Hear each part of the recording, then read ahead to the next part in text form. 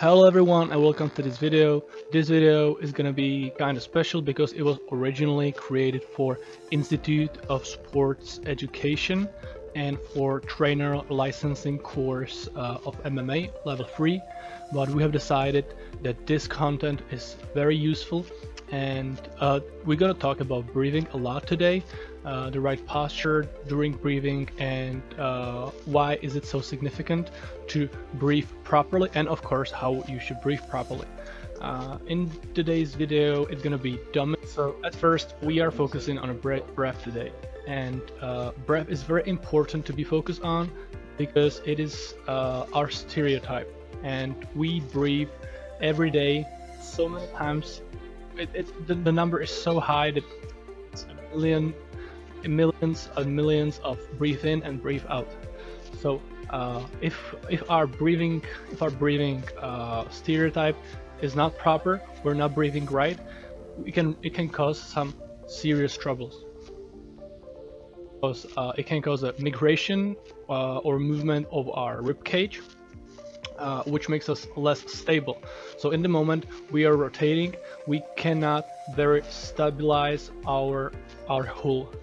It can also lead to shortening our muscles around the shoulder area, and it can cause this kind of front shrug of the shoulders and closing our chest. It's very common for fighters, but it can also happen to, I would say, regular people. It can cause many more problems. It can also cause a migration or movement of our belly hole, and it is very important, and we would recommend you to work breath before and after exercise, but we should be able to work with it during the training.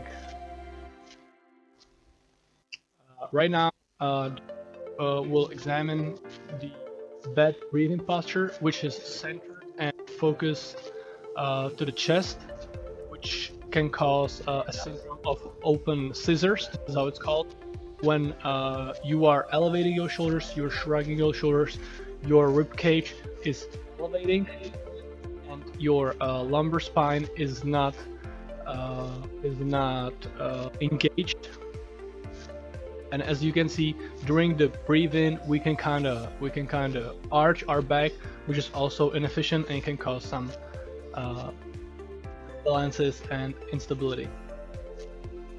If we imagine how many repetitions we do per day, just a regular breathe in and breathe out, we can imagine what can cause if we not do it properly. Our goal is to breathe to the lower belly position, to the side, up to our basically from our lower ribs up to our hips, and we're trying to do a 3D breathing. That's a term that's used. We can use our thumbs like this. We can put a pressure on there to our hips when their soft spot is, and we're trying to push them out by our breathing in. So we try to push them out, and when we breathe out, the thumbs will slide right back in. This is how we can practice it to ourselves.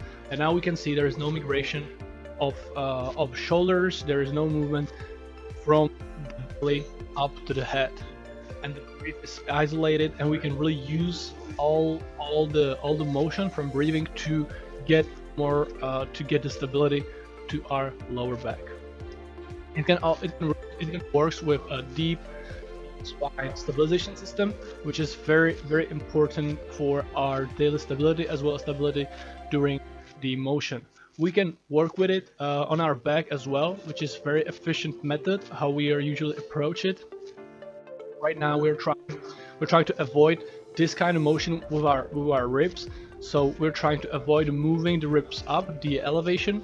We're trying to stuck them down, iron them on the same level as our hips and as our belly. We're trying to work with our chin, not to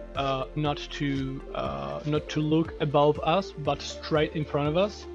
And then again, we use our thumbs to control the direction and the focus of our breathing. and with each breathe we're trying to push the thumbs out. Another progression how we can kind of make it harder and work more with the breathing during some kind of work, some kind of working situation. We can lift our legs like that. What is important, we're not trying to push our lower back to the ground because there's natural curve of our spine, so we leave a little space in there right between our lower back, and we're trying to breathe like that, trying to focus to our hips, to our lower back, and to our belly. We're trying to use these exercises to learn stereotype to do at all times because it can very improve the quality of our performance, as well as the amount of oxygen we're able to intake. We're trying to avoid all this.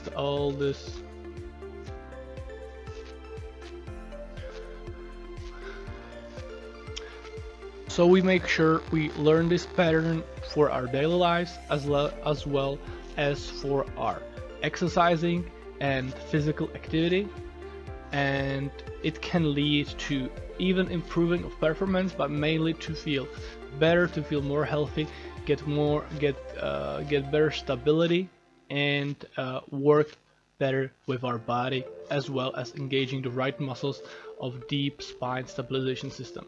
So this was Dominic and Dan. Thank you for your attention and see you next time.